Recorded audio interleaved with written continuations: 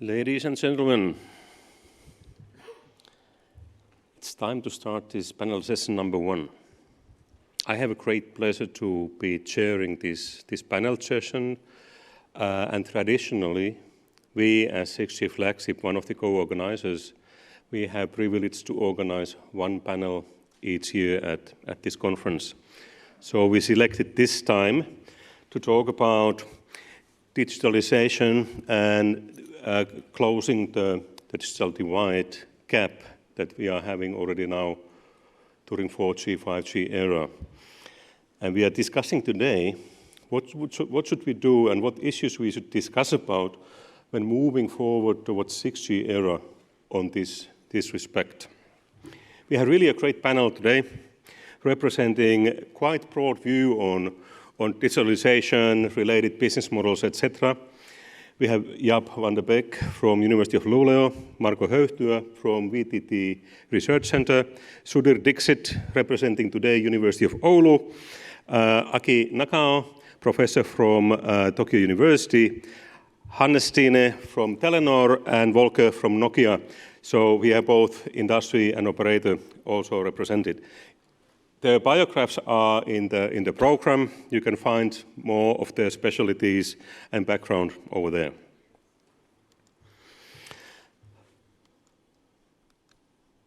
So when we talk about 6G and the research agenda for 6G, we started our flagship program already 5 years ago and realized early on that the scope of 6G has to be much broader than it has been before, and we have to actively bring to the discussions some of the societal aspects.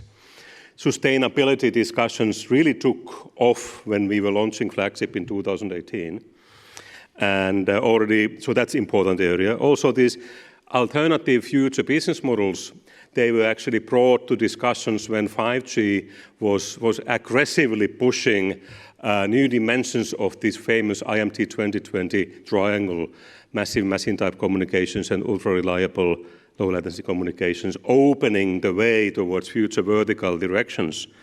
So these alternative business models is very important. Then regulative aspects, of course, are important. As we know, ITU has been actively collecting technology alternatives in a big document that has been already done the work, and this June they are going forward to define the usage scenarios for 6G, really showing the way we are going to develop it. Later this year, World Radio Conference will be starting the global discussion on spectrum allocation for 6G. Plus, we have tons of different research directions, whatever we like, that we have been exploring and are exploring. So the scope is really huge, and early phase of 6G development, it's important to carry on all these aspects.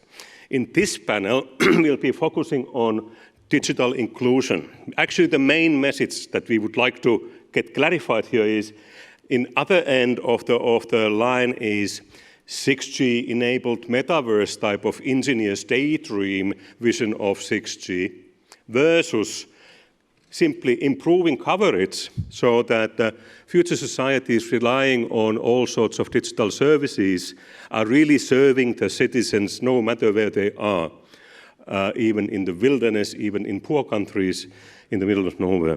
So this is the main focus area of this panel, although we'll be touching many, many other issues brought up to you by our great panelists. With these words, I think we should invite the first person to invite. Okay, Jaap, you can come here. Should come out. I really need to get close to that because I can't see that.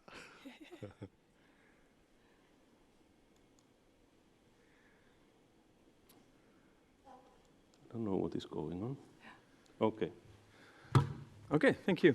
So we've had very strict orders to keep this within 5 minutes. So let me dive immediately into my first slide.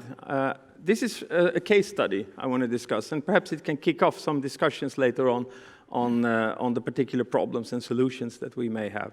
The case study is in the very north of Sweden. You see the map here, and this is a coverage map that we downloaded a couple of weeks ago.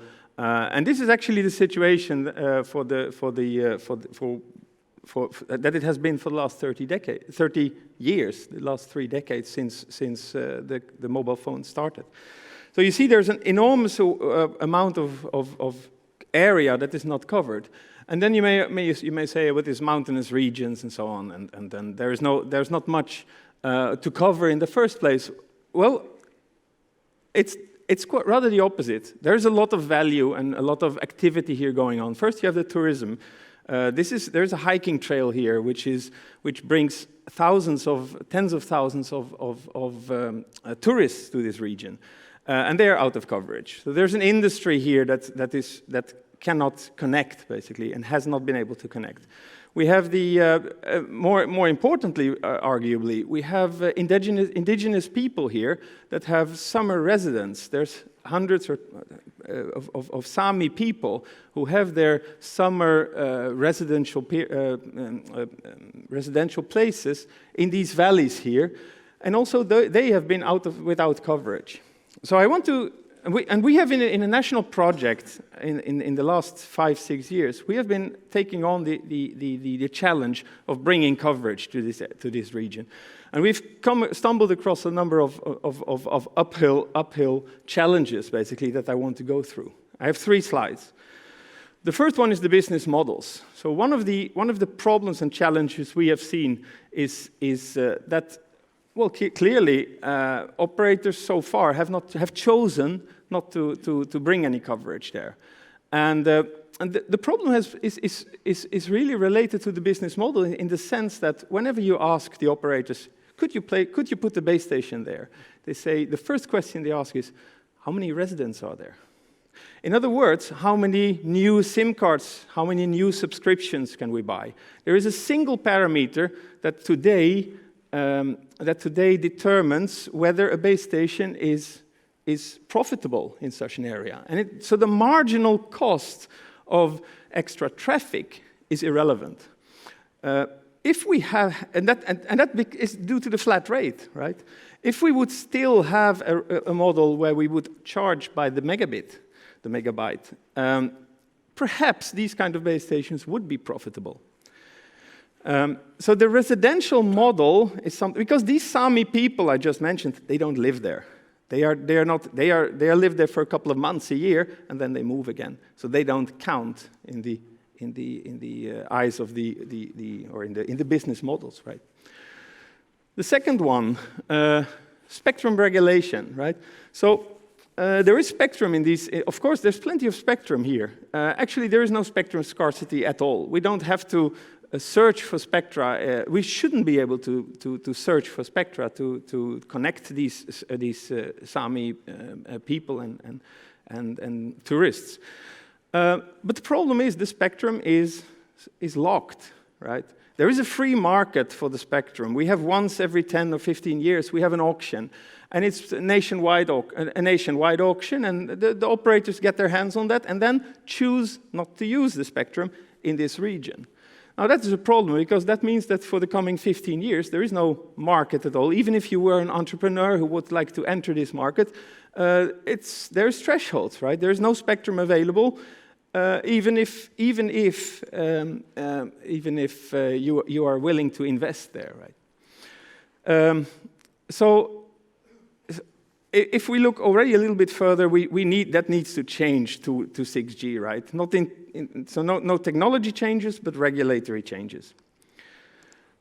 And the last one is, if we have these local initiatives like the ones I have talked here, you know, the base station you see here, that's the exception, right? We have been able in the last 5 years to actually put these autonomous base stations here.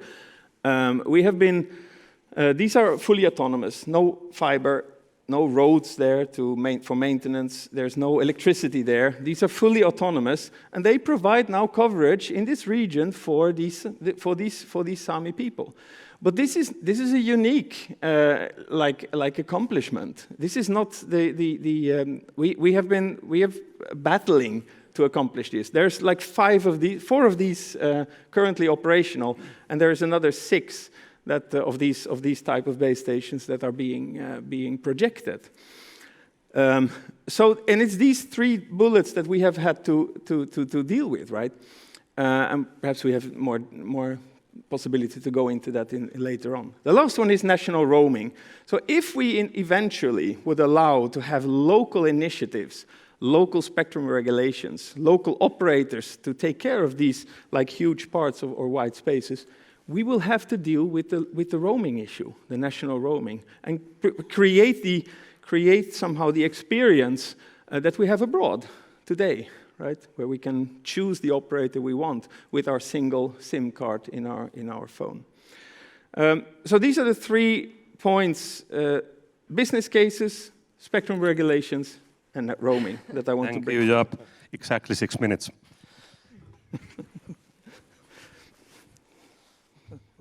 Now we have Marko.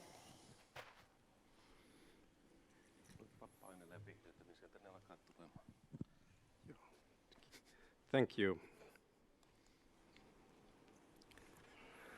So, what I'm going to tell you is a little bit about why satellites are needed as integral part of the coming 6G networks.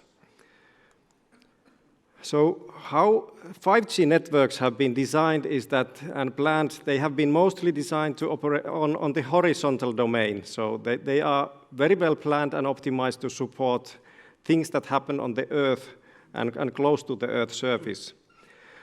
Now, when we go towards the 6G systems, we will aim to have this kind of three-dimensional architecture that includes aerial and satellite components in different orbits, to have a fully three-dimensional connectivity and also positioning everywhere.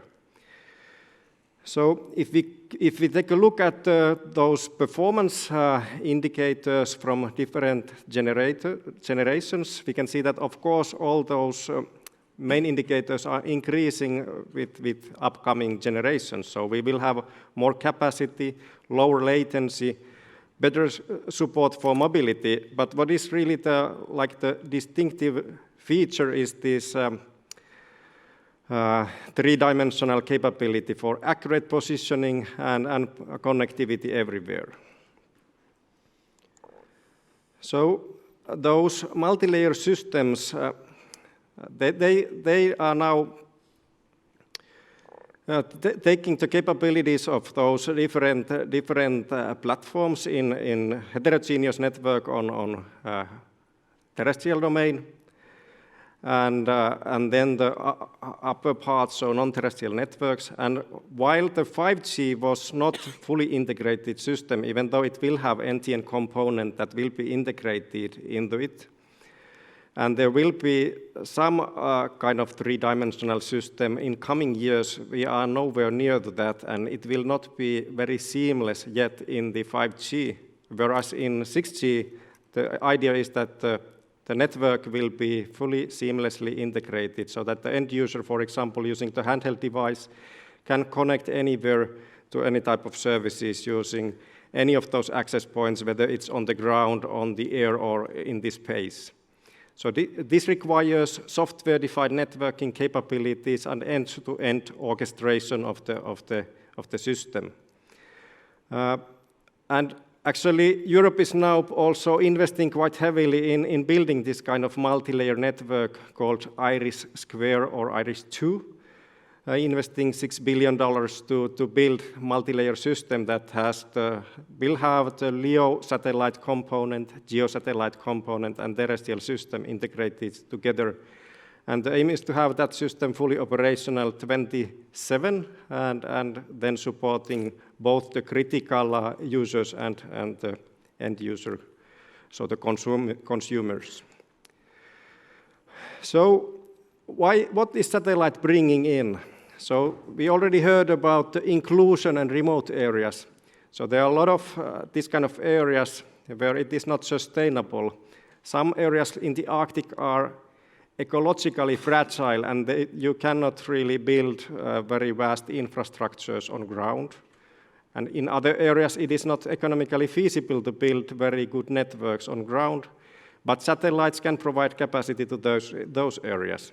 So they provide ubiquity, so capacity across the globe. And in some places, it can be the main system, and in other places, it can provide backup and resiliency. So in case the connection on the terrestrial domain breaks, for example, due to earthquakes, then the satellites still can provide the capacity for people working there. Then mobility. Satellites are the only system that can truly support all kinds of platforms, ships, airplanes, trains, and so on, wherever they are going. You cannot really have other type of connectivity in many places. And then also you have the broadcast capability or simultaneity. You can transfer the same data to big amount of users over a large geographical area, for example, to upload some software updates needed for autonomous cars or something like that. Thank you very much.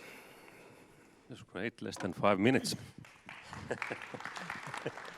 So, Sudhir, just start clicking green one. Green one, it will show those. Thank you. Remember, 5 minutes. Yeah. Good afternoon, everybody, and thanks for the invitation to be on the panel. So I have about 4 slides, and a lot of the concepts you guys already know, so I'll just walk through them very clearly. Just to set the stage, what does digital divide really mean? So it is shown here. It's a very nice book written by Joseph Stiglitz, who was the Nobel Prize winner. The book is The Price of Inequality, which is huge. So how today's divided society endangers our future, even those who are well off? It will endanger all of us. And there's a comment from the United Nations that internet had the ability to dismantle a divide. Internet failed miserably. The divide is bigger than ever, and it happens whenever we roll out the next generation of mobile technology.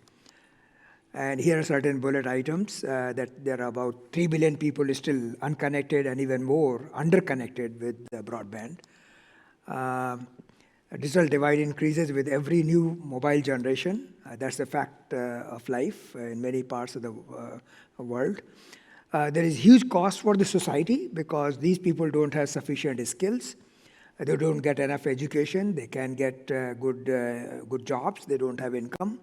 And they're not contributing to labor market, so the GDP of those countries is smaller than it could have been. And these people do not contribute to innovation also from their perspective, so that also affects the society and the community that they live in. Unfortunately, we are all talking about sustainability, so the timing is perfect. So we need to think about how can 5G, beyond 5G and 6G, we can think about it for everybody, for all, not only for the ones who are digitally literate and competent or are looking at the high-end applications. And so the slogan should be connecting the future for everybody. However, there are some key challenges, but they are really not technical. They mostly lie in the aspects of business models, affordability. Can people afford the service and the handsets and the smart devices? Do they get access to relevant content in their local languages? Are there relevant use cases that will affect their life every single day and ease of access?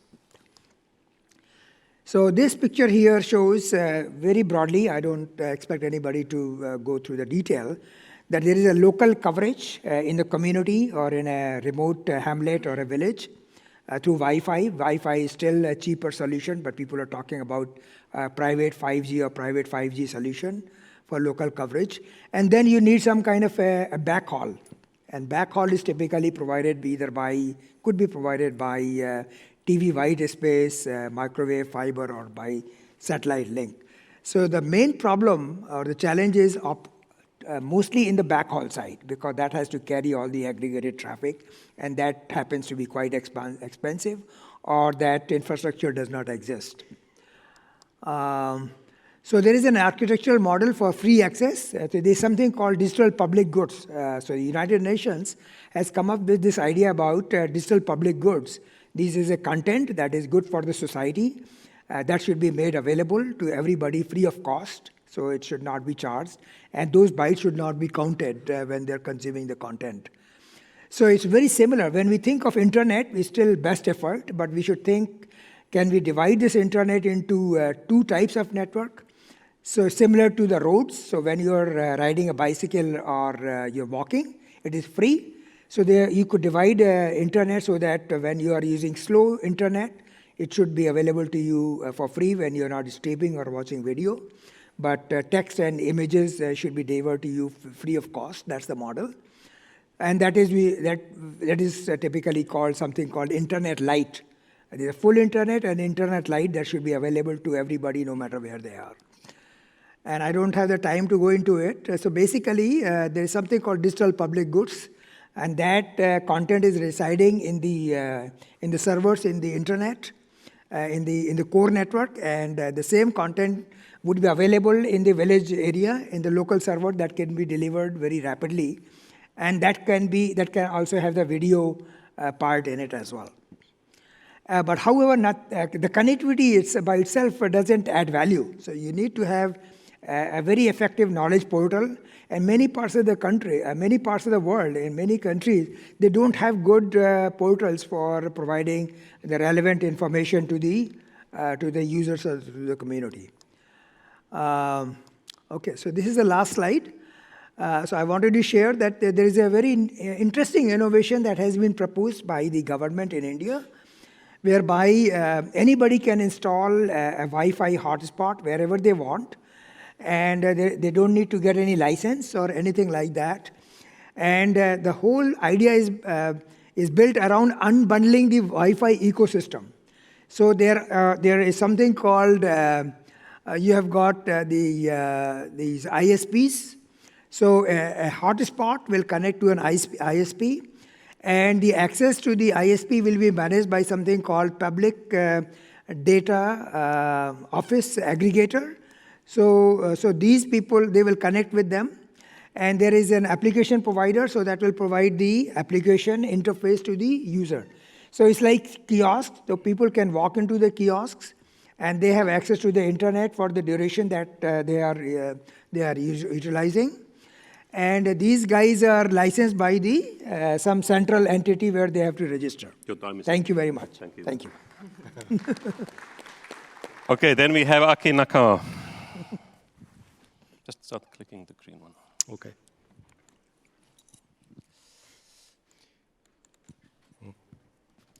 Green one, it will come out.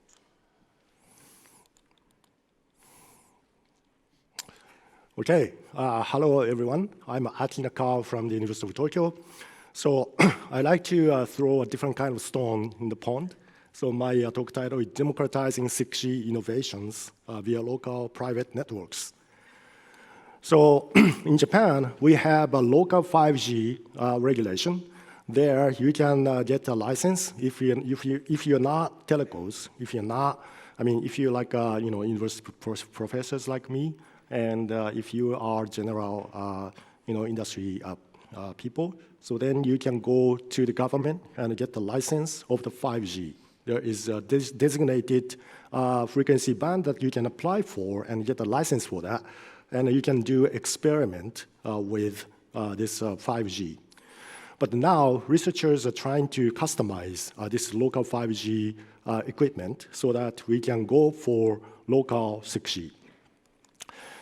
So the way I like to say that the democratize 6G innovations, especially in the area of use cases, because there is so much gap between telcos and the users. And in 6G, we have variety of technologies from NTN, high frequency band, 5G mid-band, and everything. And so, but in order to develop use cases, I think telcos or license holders need to talk to users more closely.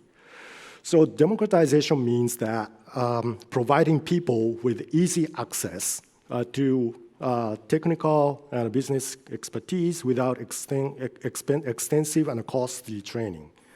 So as I said, people are modifying this local 5G equipment. So I decided to create Raspberry Pi of a 5G equipment.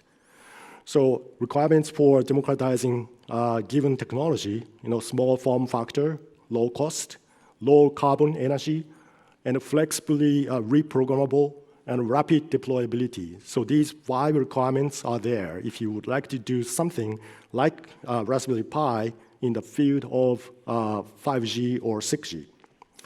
So once we develop this type of very low cost, low power, and reprogrammable network, so then we can give this equipment to a hand of users so that they can develop new technologies and use cases. Okay, so although I have many projects to run at University of Tokyo, but Matti gave me only 5 minutes, so I chose just one project. So I brought this ultra-compact software-defined radio board that we developed. This is M.2 size, 22 millimeter by 18 millimeter. And this is just like a SSD. And you can stick in PC, and you can turn PC into a 5G base station. So the end result that we have is this very small, ultra-compact, and softwareized system. And I stick in these 2 of these software-defined radio boards inside, and then added a power amp, and then we can have the fine local 5G equipment. So I show a very small picture there, but it can do 2-layer MIMO, and the total output power is 1 watt per channel, and the later version, you can do a 4 watt with 4-layer MIMO. We can do massive MIMO with this low power device, but it's just enough for developing the new use cases for regular people to develop new use cases. This means that it can easily export. Just bring this equipment, and everyone has a PC, so you can stick into the PC and then run a softwareized base station. And in this small box, you can run 5G-C and together with the 5G Node B, and then you can run the full set of 5G base station. You can just hook up the Ethernet cable, and then you can operate this 5G base station. Now we are customizing this because this is softwareized radio board, so then we can tweak this uplink bandwidth. We can optimize uplink bandwidth because a local governor, for example, would like to see uplink optimization. So the use case that we looked at is mission-critical operation of the 5G and also NTN combined. So many people today talked about NTN, so we like to see this local 5G combined with the NTN. So those who have come to Japan and climbed up Mount Fuji, there is a fact that almost 100 people lost their ways when they climb up the Mount Fuji because they don't have a cell phone signal available there. Telcos are not interested in deploying base stations there because there's no customers, so it wouldn't make sense to put the base stations there. So then we decided to bring this base station that we developed and load it up to this buggy.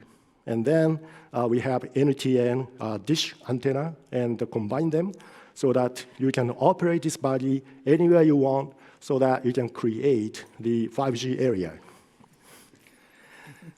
This is my last slide. It's just showing off my equipment.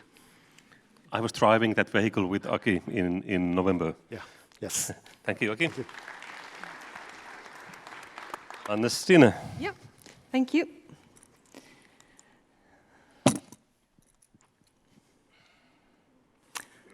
Here we go. So, speeding up digitalization and closing digital divide.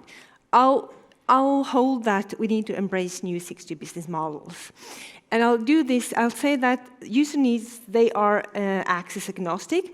6G is supposed to be modular.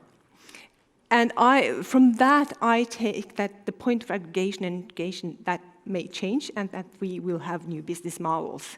So I've been working with a lot of use cases in many EU projects. And one learning is that they are access agnostic. And providers already exist, but for each of these accesses, but the needs, they are going across these accesses. And this example here, this illustration here from 5G PPP in 2016 illustrates this very well. We see that it exemplifies, illustrates that use cases, they go across indoor and outdoor, across many axes. It's urban, rural, it's national, across national borders. It is also across private and public networks. It's about mobility, of course, and we have lots of KPIs. There are different attributes that are needed for these use cases, and now we have KPIs. So use cases are access agnostic. Also, you all promised me that 5G was supposed to be modular, and 6G is supposed to be modular. And this means that you can take components or modules from these different technologies, from whatever technologies you have mentioned today, and put them together, recombine them, and provide new solutions. It's a resource pool which you can extract resources from and innovate.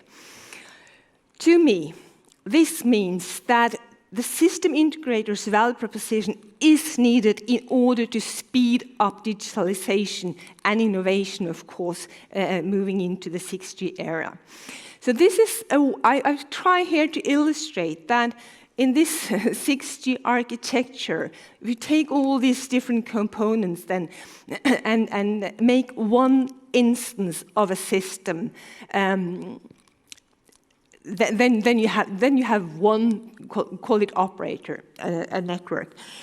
And here I try to say that I think that in future we will have one entity in this market that needs to scale, have focus on scale. It has to focus on operational efficiency, it is economic scale it focuses on, its standards.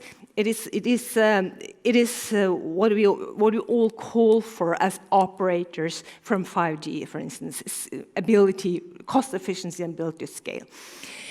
I also say that, well, with all these possible combinations, there may emerge dominant designs. We won't be able always to recombine and recombine. There will actually be dominant designs, which is something we need to understand. So, there are two types. The system integration may happen on two sides of this entity in future. On the sourcing side, this entity can do every combination itself, do it itself, of course, but probably there is a huge value proposition for a system integrator to handle complexity, take the risk, being one point of failure for this entity.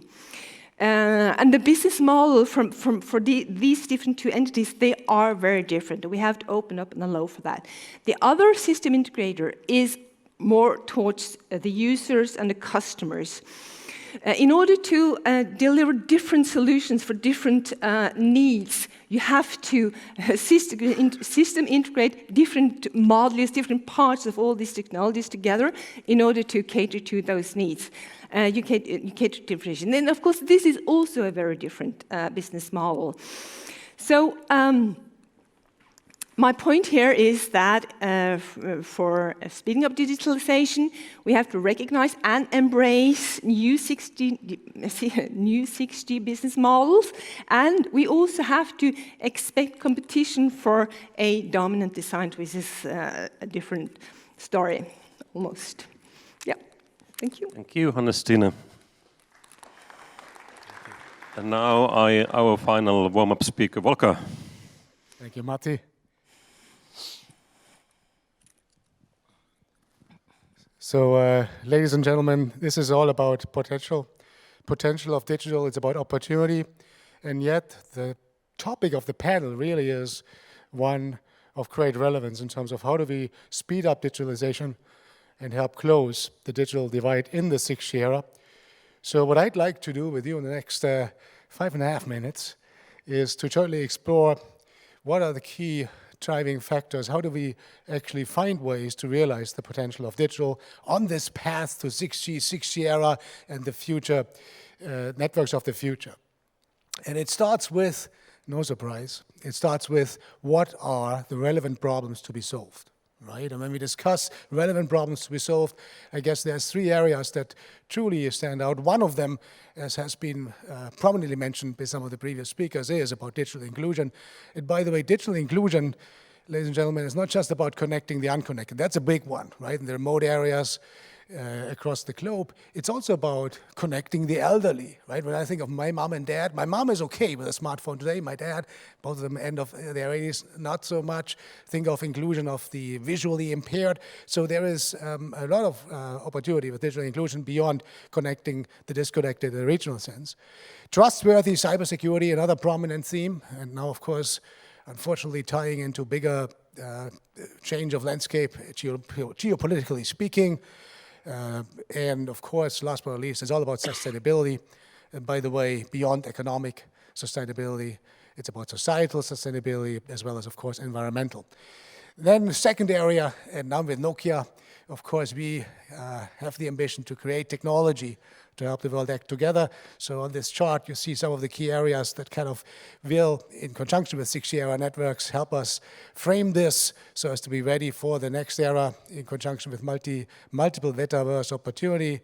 So disaggregated architecture, Hanne is right, is one of the key drivers in conjunction with cloud, distributed cloud, AI, ML, right in the middle of this cognitive architecture, and truly pervasively leveraged across the networks, Web3, new ways to build the software foundation, if you like. And by the way, and this is also a key driver we need to give a lot of attention to, it's also about skills. It's not just about innovation and technology, it's about the skills to make all this happen.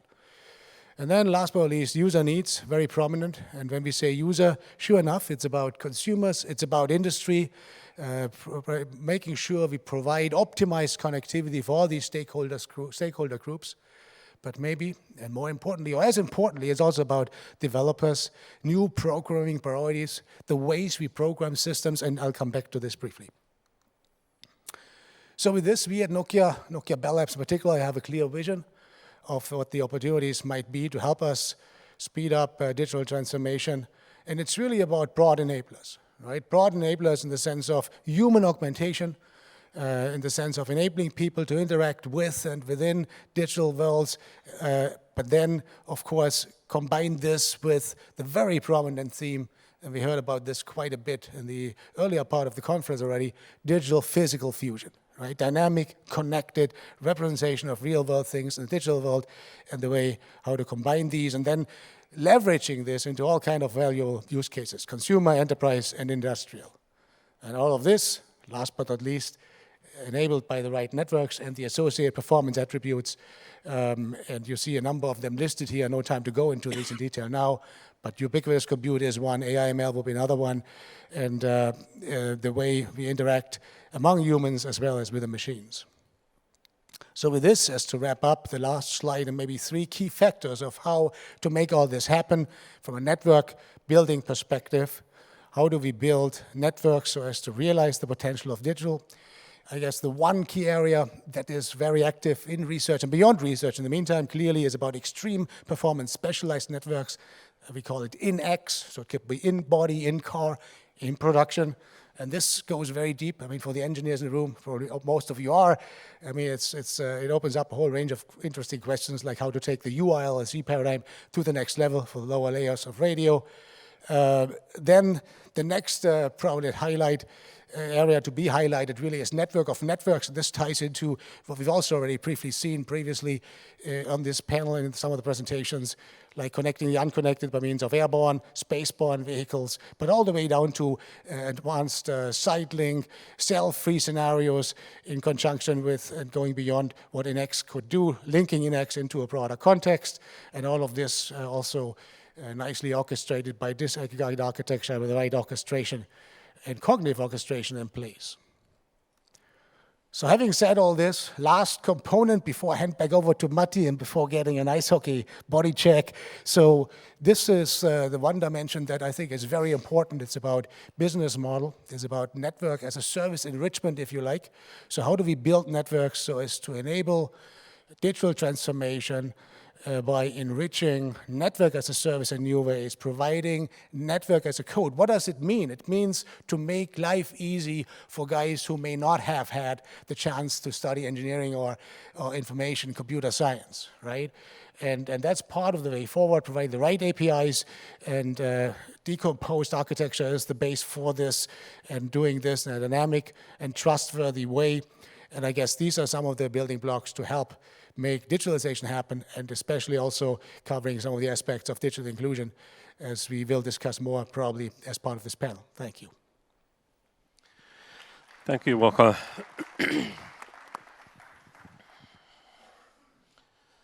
So let's start a discussion and hopefully some debate. We are halfway of our panel, so it means time-wise.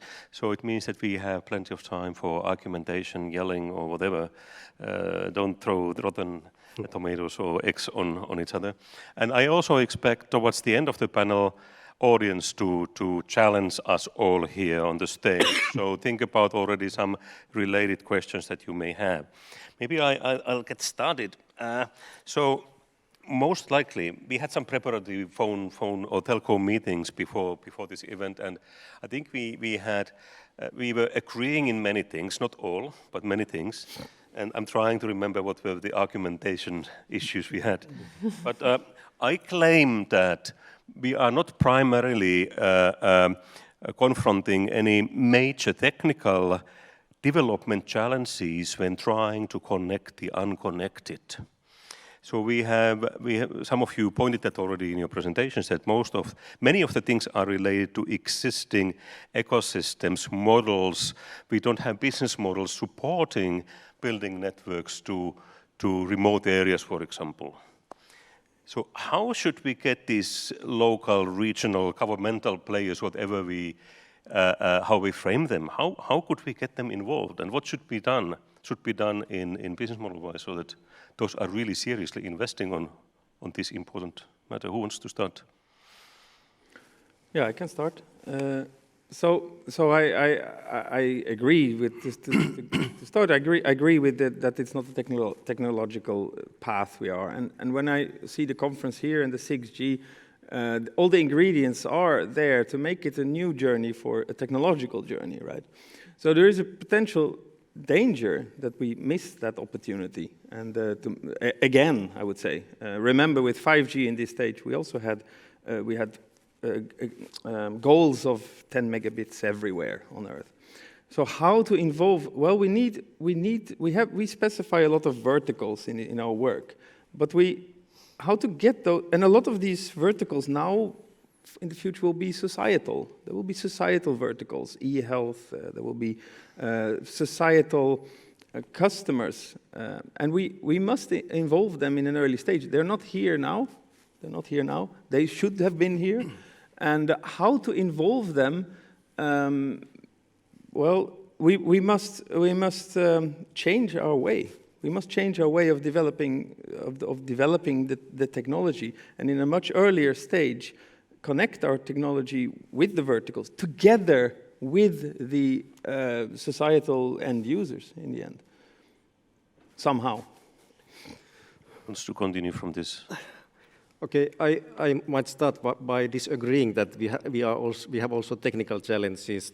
For example, if we think about inclusion via satellites, it would be extremely beneficial to have the capability to use your smartphone from your pocket to connect via satellite also, not only having the terrestrial infra covered in the area. So in that sense, there is also need to develop technology to reach that phase, but of course it's a lot about those making it clear that what are the societal benefits and business models and so on that might help including that kind of players into the debate.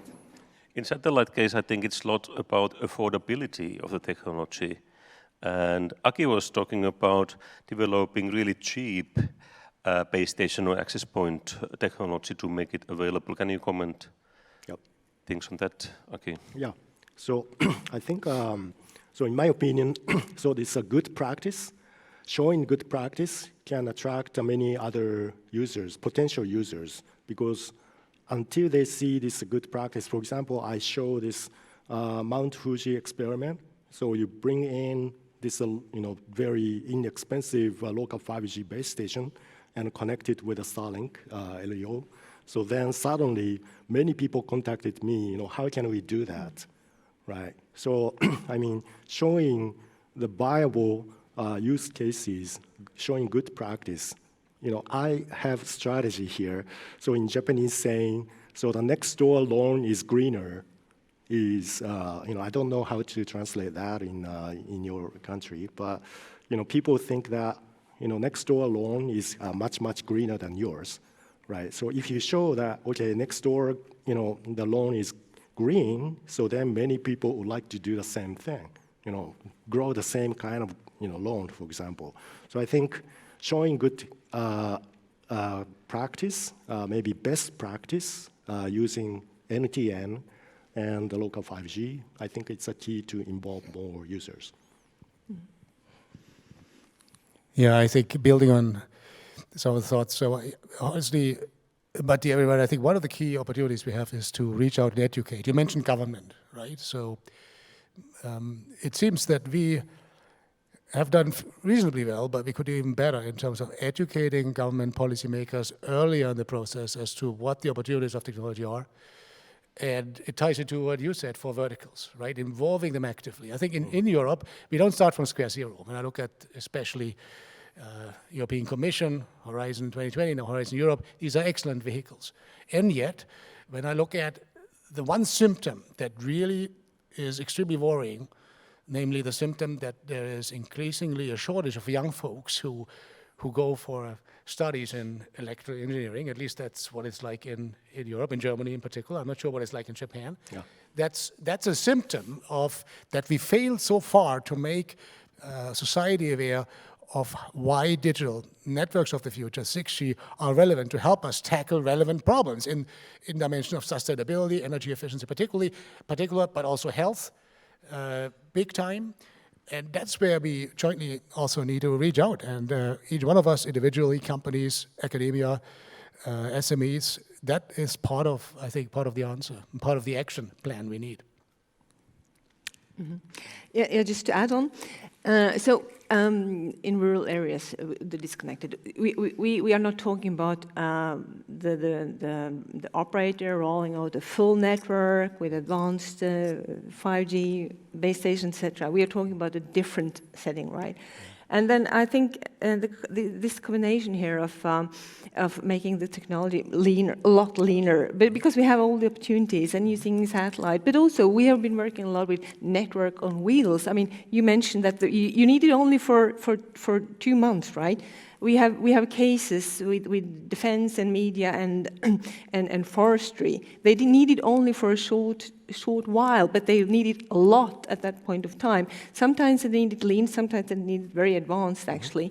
So, and then we need different business models for this, because this is not, you can calculate big rollout. You need so many consumers. You need to think very differently, and that's why, of course, we need to allow for call it private networks, or it's not perhaps not really private. It could be financed by governance, or it could be by others. But then you have to. But this still has to be interoperable with public networks. But talking about this private and local networks deployment in the kind of scenarios you just mentioned, the regional differences are huge. Yeah. What governments have decided already on 5G. And Sudhir, do you have any view on this great difference in regional settings on private deployments, local deployments? Yeah, so to answer to your question, I think number one thing is policy and regulations. I think the same regulations and policies that are at the national level are probably not applicable in rural communities. So they need to have 2 different sets of policies and regulations, because there are no issues of interference or power issues. So they should be 2 separate sets of regulations. One for rural areas, so that it becomes easier to offer cheaper service on the regulatory side. The second one is we need to have this micro-entrepreneur, micro-operator ecosystem that needs to happen. Somebody from the local community becoming an operator, rather than expecting an urban big operator to serve the local community in a rural area because they don't get the return on investment by building the infrastructure. But this local guy may be happy with 5% ROI than 20% that some major operator would expect. So the local operator would know the community also. So the take rate will be higher, and this guy will be interested to promote the services also. That's the other thing. And the government can require that that interconnection can be motivated by the government, that a large operator, wherever the point of presence is, they have to provide the connectivity to the micro-entrepreneur. That's the second point. Third thing is, from a technology point of view, this new concept of network slicing is very, very interesting for rural communities. Because if a micro-entrepreneur builds the infrastructure, he can offer the same infrastructure to many different big operators to offer their networks. So there is a competition across them. So they will offer cheaper services. I know I'm taking a lot of time here. And the fourth thing that I wanted to mention is this, especially in the developing countries, this capacity building. People don't know how to use the internet. So how do you encourage them to be trained, to educate them? And for that, there has to be this some kind of a freemium model that they don't pay anything for 3 months or 6 months or something. So they will go and try it out and see the value. And that content should be also available in local languages too, for it to be useful. One thing which is related to making this available and happen, these micro businesses, Hanne-Stine, you mentioned about, I wrote it even down, system integrators, value propositions. So there is not big enough mass of companies who could sufficiently service the global needs in different regions, building the local connectivity capabilities. So what should be done to make it happening? Or is it only a matter of just waiting 5-10 years and it's out there?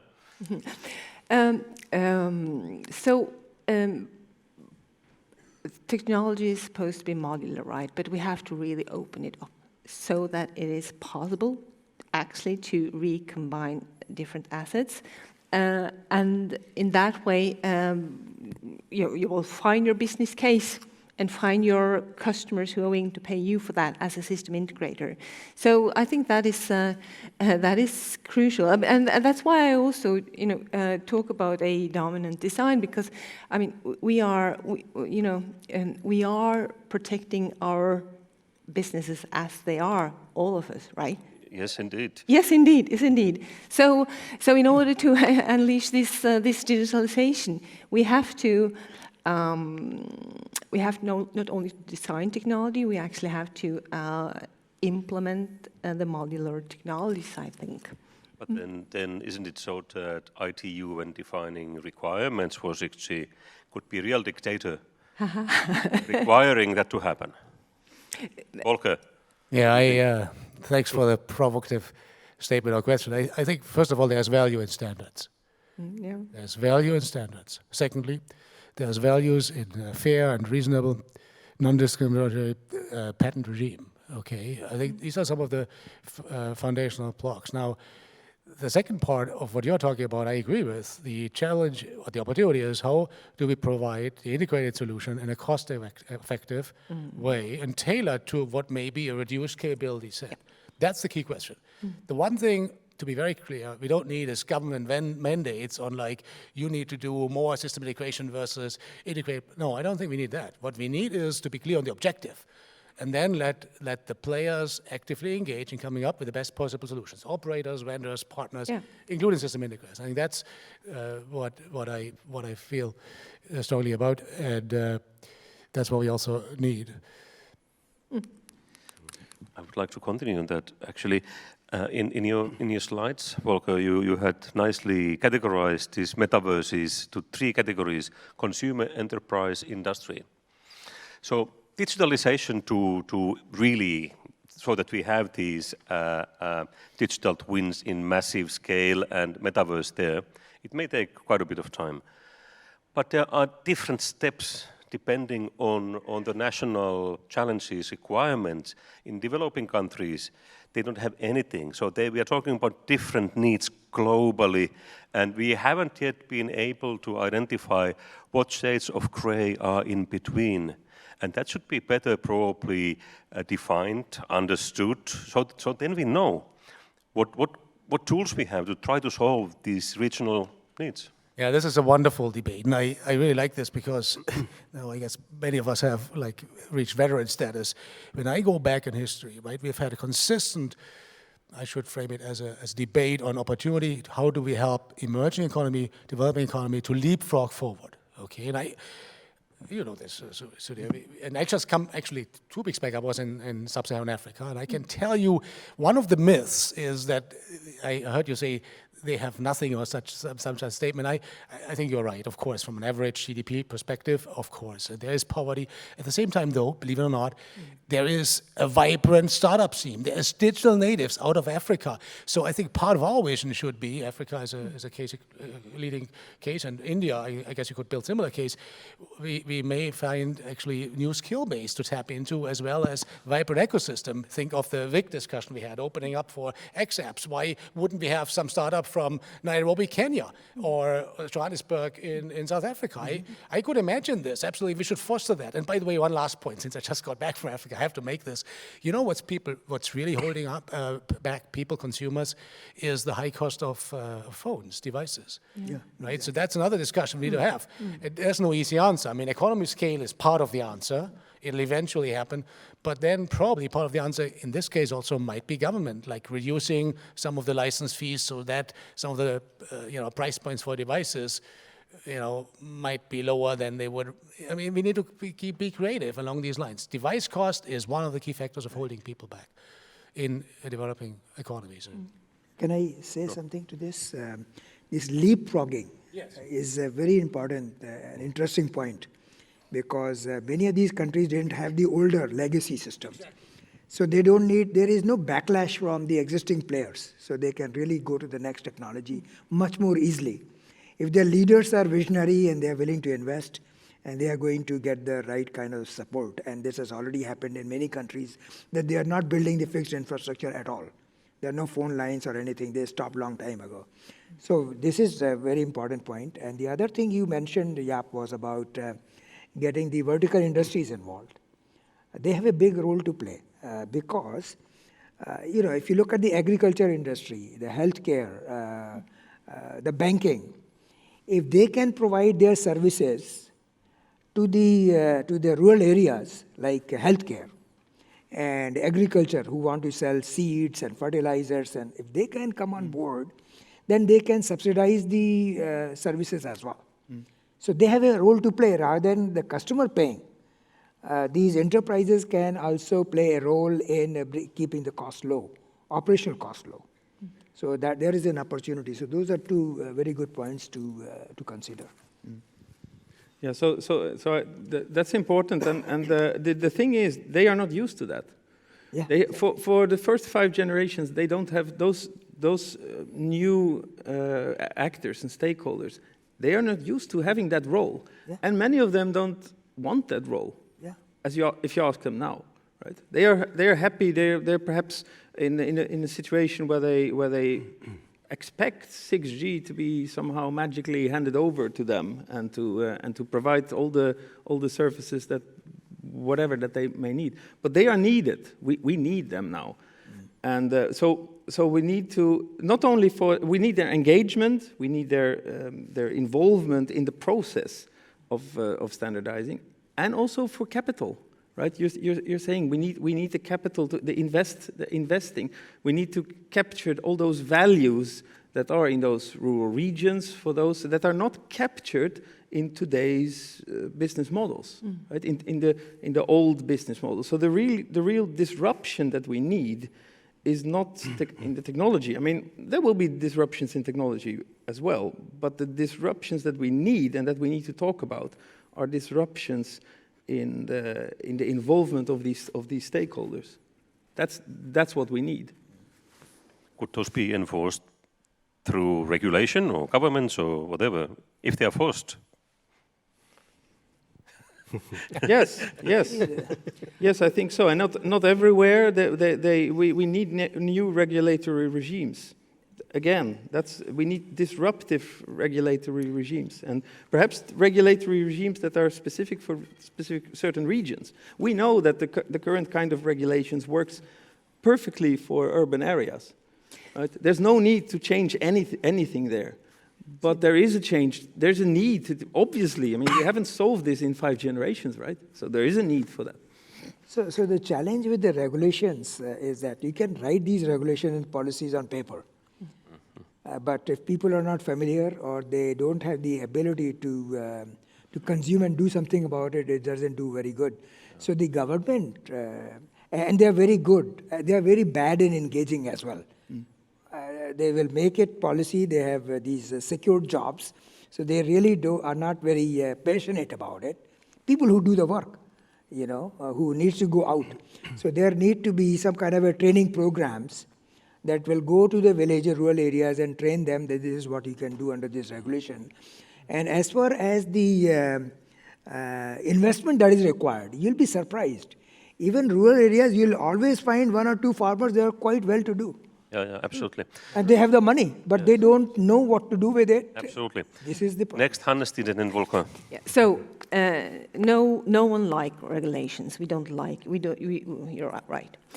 But we are in a systemic. We work with systemic technologies, and we're in a systemic market, and a market where there is a winner takes all logic. So there will be dominant actors. So we are regulated to have competitors in order to have decent prices for the customers, right? So, but so then talking about this rural connectivity, when you know that you will have competitors, it's much more risky to invest. So there is something here that perhaps we need to discuss and understand, and you will also try to avoid that others actually establish themselves there. You don't want to have smaller micro operators to do things because they're so then to regulate these areas differently in the short term and long term might be and you have to accept then monopolies perhaps for some times in order to have someone to actually invest. Yeah, I think the true debate need to be, is there market failures in certain rural areas? And there might be. And then governments have options, by the way. The way they structure license agreements for coverage is one way to do it. Yeah. Now, the other part of the answer is actually, there's a Telenor project you may or may not know from the 90s, Professor Yunus in Bangladesh. And this goes to your point, Sudhir. I think there's a lot of cool options, innovative ways, without government interaction, by private sector players, right? Leading operators like Telenor and vendors. In Bangladesh, actually I was involved in that project as an investor at the time. It's a cool case because remember, it was women entrepreneur, remote areas of Bangladesh, no coverage. These women entrepreneurs would have like a mobile phone to cover the village, and it was viable, financially viable. Now this is a case from the 90s. Maybe we are more advanced now. We have better options of sharing. By the way, the whole sharing debate should kick in here as well. Neutral host, we haven't mentioned neutral host yet. New business models, again, private sector driven. So I think we need to do, right? It's too easy to say like government need to fix all this. No, we out of the private sector we can do many things. It's teaming up and being creative and going for this and jointly with the locals. Absolutely, local entrepreneurs. Yeah. Can I jump in? One. Okay. Marko first. You go. Yeah. Marko first. Okay, so related to what we were talking about, the remote areas and verticals, the digital divide is not only about providing connection to people, but it is also digital divide for, let's say, machine-type connectivity or IoT services. So there are a lot of businesses related to smart agriculture or logistics or mining or whatever that can be also that can create and boost business and opportunities and help also providing them the connectivity with the same infra for the people. So that's so not only thinking about the digital divide for people, but also for machines and sensors and that kind of things that are booming up. And so one aspect that we didn't consider, not perhaps being very familiar with the developing countries, social structure.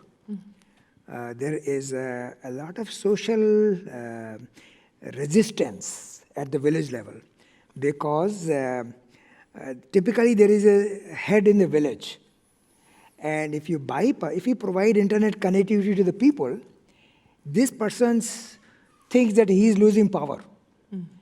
So people are very fearful also in connecting directly on the internet. So they're very fearful.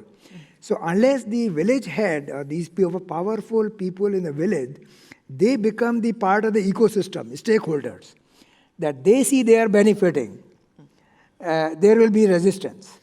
So this social aspect is very important, that we cannot ignore, even if you make things very cheap. Regional differences are huge. Hanne-Stine. Just commenting on that, because we had a workshop yesterday on KPIs, societal values, and societal validation. And I think it's exactly what you're saying was one of the learnings from that workshop, that in order to do innovations, we have to understand the users, the customers on a very local level, to understand their pains, their problems, challenges, but also what hinders actually the uptake of an innovation in that specific area, which is societal validation. That's what we're going to do also with 6G. Aki, you wanted to say something? Yes, I think there are two strategies that a regulator can play. The first one is like a local 5G, so you can give out a license to the local governors, for example, so they know exactly what's the requirements for, local region, so then they can apply for 4G, 3G, 4G, or 5G. Unfortunately in Japan we don't have 3G because 3G is now stopping, but 4G you can do that, and 5G we have a local 5G.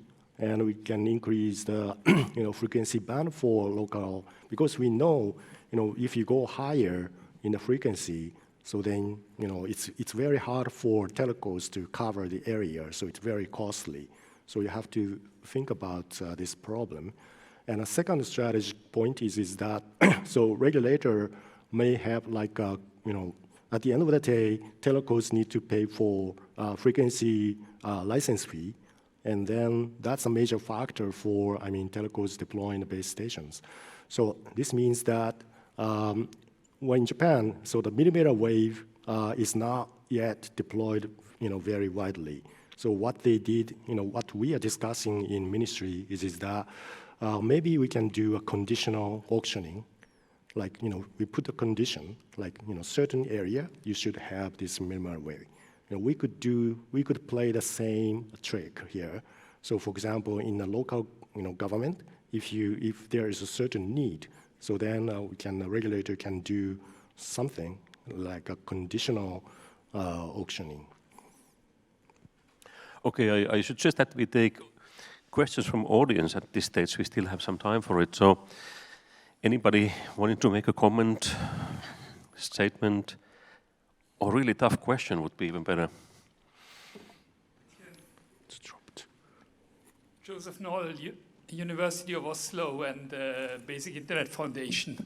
I'm pleased to pull your legs, Volker, because I'm sure you have been in one of what I would call development holiday cities like Nairobi, Dar es Salaam, Addis Ababa. You haven't been in Embash, Selela, Iringa, or any of the small villages where we connect schools. And take that first. Can I comment on this right sure, away? Directly. Thank you, Josef, for this. Now, you don't know me well, but I can openly share this. I have a previous life with the World Bank. I had the pleasure to spend weeks on end in a small village called Damanhua in the Nile Valley. Actually, I had diarrhea on day 3. No water, no running electricity. And that was actually a cool, I need to share this because it's relevant for our discussion. This was a program initiated by the president of the World Bank, Jim Wolfenson at the time, who said, I want top management of the bank to be exposed with end customer, the poorest of the poor. Right, and so you're not pulling anybody's leg. I think this is a very relevant and valid comment. Just in my case, I've had the pleasure or privilege to have had that experience, and I agree with you 100%. It's different from what you see in the holiday villages. Thanks, wonderful. Because the vibrant innovation stories which you talk about, I've also seen them, but I haven't seen them in the rural villages because there is no connectivity, there is no empowerment, there is no digital ecosystem at all. But the 2 points I want to bring across, and that is the number one is the societal responsibility. My statement, my provocative statement is, in 2G, we connected the countries. In 4G, we provided everyone with access everywhere to broadband services. We failed completely with the value proposition in 5G. Because the societies are challenged by the global challenges. And we are not addressing the global challenges. We are just addressing very, very small parts of it. That's the number one. The number two I want to bring across is, I really believe that our business model has failed because we haven't connected the people. We haven't shown them the value. So what is the hinder for adopting the premium, the freemium model, which works well on apps, which works on the road, which pedestrians and cyclists can use in the road? What hinders us to use the freemium model for access, text and pictures in the mobile network? Those were the two questions. Who wants to comment on this? I want to comment on the freemium model. If I look at the story of internet adoption in India, it's very fascinating. I can't remember, maybe about 7, 8, or 10 years ago, Jio launched their network, and they offered access to internet on their mobile network for free. And people, older people, young people who had never used internet, because of the availability of WhatsApp, they all started communicating, linking with each other, calling each other, and everybody learned what is the value. I'm not saying it is good value or bad value, but at least they could use the mobile internet. And then this Jio, they started charging for it. So now everybody came up to speed. Now everybody is paying for digital mobile broadband. So this freemium model does work, and or it could be that I don't want to go into the possibilities of models you could have, but this is how to accelerate the take rate by offering something for free. I mean, this happens typically, right? If you go to a restaurant, you go anywhere, they give you samples, right? Why do they do that? Because you'll come again and buy it again. I go back to 90s. I mean, I used to work for a telecom operator, and those of us who are old enough, there used to be, you used to rent these cassettes, right? VHS tapes for watching movies, right? From these places. And when telecom players like Verizon and 9X and Bell Atlantic, they want to go into the movie delivery business, they were thinking in terms of charging for number of bits consumed by time. They'll if you consume so many, because that's how the internet was being provided at that time. So if you have a 3-hour movie or 2-hour movie or 1.5-hour movie, and you deliver a number of bytes and you charge the customer on that basis, nobody will use it. So that's why people are still buying those tapes. Sudhir, I have to stop you. Movies. Keep your comments short. Yeah, you remember that? Shorter. I would like to comment right away back to Joseph that I disagree. I think if you think about how much mobile technologies have changed societies during the past 30, 35 years, it is really truly amazing. Now the social scientists are talking about even problems it has generated to younger generation. They are depending on it. So I think we are... Yeah, I don't even own, by the way, a 5G phone. I'm not yet there. Anyways, it has done a great job, and we have to ask ourselves, what should we do better to give a chance to those remaining who are not part of this greatness that is around us? How can we make them part of that, and how it can become profitable a business for those who are making business? Yeah, just for clarity, 5G. Building on what you just also said, Matti, I think it's important, and probably most of the audience is aware, we are all aware, 5G take-up is faster than 4G. 5G take-up faster than 4G.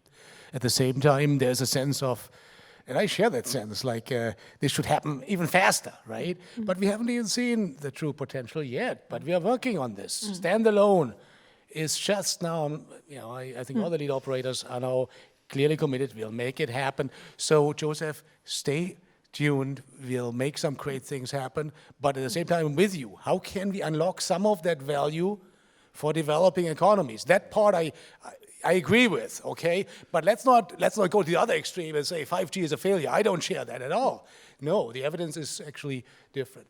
And part of the discussion now and going forward, by the way, I like that free kind of discussion, but let's find ways to lock it into a value discussion. That's, by the way, what you did. You said by means of free, it was a way of attracting people, luring, making them aware of the value. I think that's also key to success, also for developing countries. To the maximum extent possible, it needs to be sustainable. Yes. Jaap wants to make a Yeah, statement.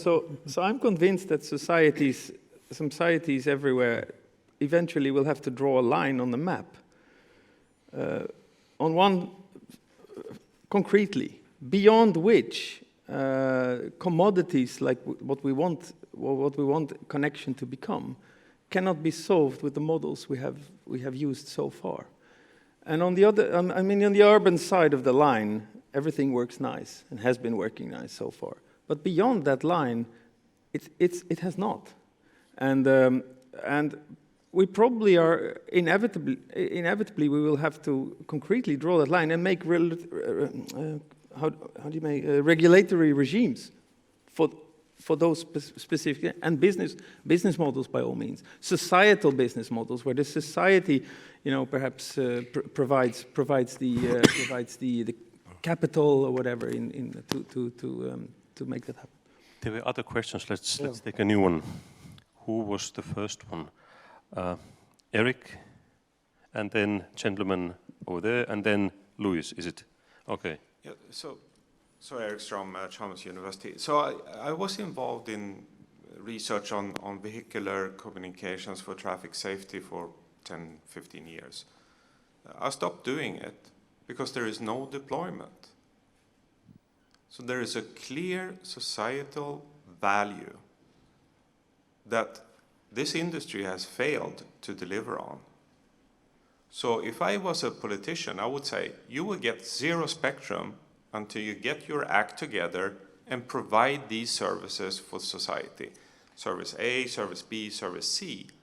And then you can discuss on how to do that in an innovative way, how to figure out to do this in a good way. But right now, there is no movement in this industry to provide true societal value as it stands right now. So this is provocative, but that's how I feel. So social values have been neglected. Who wants to make the first comment on that? Hanne-Stine. Oh. Let me. Do you want governments to decide what is innovation and what is a area for innovation and market development?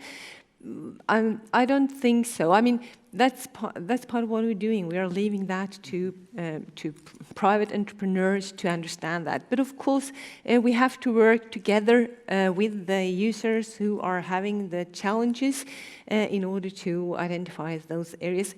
But eventually, if you have a market where you use private actors to invest, one of the one of the incentives that we have is that there is a market eventually. And of course, it can be a freemium model for the consumer side, but others will have to pay for the investments that operators or other actually have, even micro operators or others. Yeah. Yeah, but we all pay tax for the things that we want in society. So this is nothing strange, really. It's just that, just put another playing field here. Right now, the playing field is not targeting anything else than people living in the urban areas, doing TikTok. I want to get rid of that. Or no, I want that to still be there. But we also need a communication for traffic safety. Right? We need, public services for military, police, and whatnot, right? Yep. And we need to connect people that are now not connected. We need that. And if the industry can't fix that, who's going to fix it? Those who own the spectrum. Is it the politician's role? So, can I? It has to be like that. Sudhir. Quick 2 points. One is, I agree with you. Do we want a government to restrict the innovation? I don't think so. You want to let the people and the innovation flourish. Let the market decide, number one. So it is not in the best interest of the society. The second thing is we live in a competitive world. So one country can put those restrictions, the others will go ahead, So there is a competition between the nations as well. So it's very difficult and not possible to put those restrictions. And I want to go back to the earlier discussion. Maybe I'm forgetting now. I'll come back to it. Let's go to the next question. Eric, I agree with you. And if these things are not happening in Sweden, which is famous for improving traffic safety in car industry, and if these things are not happening here, I don't know where it could happen. Yeah. Okay, please. Okay, thanks a lot for this great discussion today. From the discussion, actually, we can see that this coverage problem and this digital divide is not only in Africa, but it's also in the north of Sweden, as we have seen from the use case. We have seen also on the slides that 3 billion of people are not yet connected, actually. But it's not clear if remaining 5 billion are really connected all the time, because sometimes you just cross the street and you will be also unconnected. And it's great that in this regard, in 3GPP today, we are integrating satellite and non-terrestrial network as part of 3GPP ecosystem. But as you know, in 5G today, this end-to-end was integrated by adapting existing technology, which has been designed, for terrestrial network. So my question for all panelists and mainly for Volker and for Nokia's infra vendor, what would be the next step in 6G? Are we going to continue to only adapt and design 6G for terrestrial network, and adapt to satellite based access, or from day one and natively, basically, we need to integrate, the satellite by designing, technology that will be suitable also for satellite links, to adapt, to take into account the Doppler, round-trip delay, and so on.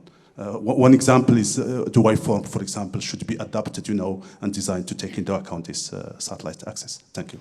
Yeah, this indeed is a great question. Thank you for this. It's the question about evolutionary versus revolutionary. Why don't we start from clean slate so as to optimize, especially for satellite usage? I guess from a research angle, it's pretty cool because we explore all the options. Okay, and I can openly tell you, why is it fun to work at Nokia Bell Labs? Because we ask cool questions, including the ones as you just asked, clean slate. Now, the more you then move forward on that trajectory towards standards and product, the more you also look at, okay, where's their business case and where's an ecosystem that we, it's what it is. And now, again, there's no easy answer. The easy answer is not, let's government do this. If there's one reason why the wall came down and why Soviet Union failed, it's because of it's because of lack of flexible capital allocation. It's because of Kremlin decides where the money goes. That's not what we want, and nobody said that, by the way, just to be crystal clear. So that also means sometimes there's pain in terms of how to manage that process. But I guess part of the answer is players like us at Nokia. We come up with cool ideas, we drive technology options. And by the way, when you look at standards, now this is also an interesting debate, 3GPP. We get a lot of criticism. Why? Because we come up with too many options, right? But honestly, it's double-edged sword. I think we need some of these options. I love the way you phrase it. Let's go clean slate and let's not adjust hard protocol. It's rather, but on the other hand, there's value in what we've got. It's the evolutionary angle, and I guess you can comment more as considerations like investment protection. We have existing networks. So it's up to us to find the optimum way forward, but to finish up radical options, revolutionary options, we also need to look at, absolutely. Marko wants to comment as well. Yeah, so I truly believe that this will happen, and it is now going on in the standardization in 3GPP, and those options are there release by release, so that there will be those capabilities to compensate the Doppler effects and timing advance for the mobility and so on. So I believe that there will be that kind of terminals, and for example, to mentioning one use case, so I have been working now with quite a bit with public safety personnel, and they would really like to have satellite connectivity while they are in their operations, but they are not willing to carry any additional equipment. So they say that it is going to be game changer, and they will adopt it immediately if they can have the connectivity in their handheld device. Okay, let's take the last public audience question from Luis. Yes. I don't know if M-Pesa rings the bell to anyone. So M-Pesa, you may remember, was launched decades ago. It was a way to have people in Africa, I think it started in Kenya, if I'm not mistaken, via a very old 2G mobile phone to have access to a bank account, to transfer money and to be capable of receiving money and all these kind of things. And it's enabled two things. One, to enlarge enormously the number of people with a mobile phone, and the other, to provide this basic thing of having people in Africa, in many countries in Africa, with the capability to transfer money. It completely revolutionized a lot of things in the economy. So probably what we need to do for 5G and all these kind of things, it's in parallel to robot automation and all these kind of nice applications that we see for 5G, for low latency, all this kind of stuff that we all know of. Probably we need also to think about, let's call it low-level e-commerce applications, like enable 5G to provide services like education, health, that can go in the same direction. On the one hand, enlarge the market in Africa. On the other hand, provide new services to these people. So this is about the digital divide. Anyway, thank you. Thank you, Luis. And inspired by Luis's question, I'm asking the last one from our panelists. If you have to choose two alternatives which should be prioritized more, 6G metaverse or coverage, which you would choose? Who starts? Let's go from here to there. Coverage all days of the week. Coverage. Coverage. Coverage. Coverage. There's no metaverse without coverage, but metaverse is where the opportunity is. Metaverse as a human being, coverage. This ends our panel. Let's give our big hand to panelists.